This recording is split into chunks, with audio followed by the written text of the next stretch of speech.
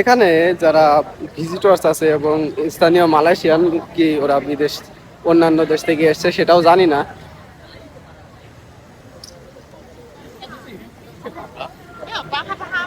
সেটা জানি না তারা অন্য দেশ থেকে এসছে কি তারা স্থানীয়।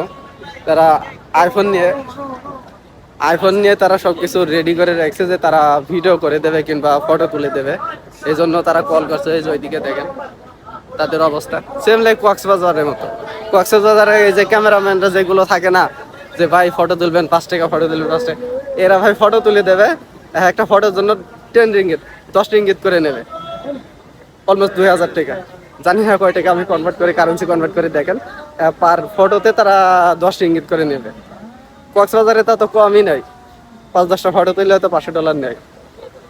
তারপরে এটা কক্সবাজারের মতন একটা উন্নত মানের কান্ট্রিতেও যদি তারা এমন একটা বিহেভিয়ার করে, তো ভিজিটরদের কাছে এটা খুবই বিরক্তকর আমার মনে হয়।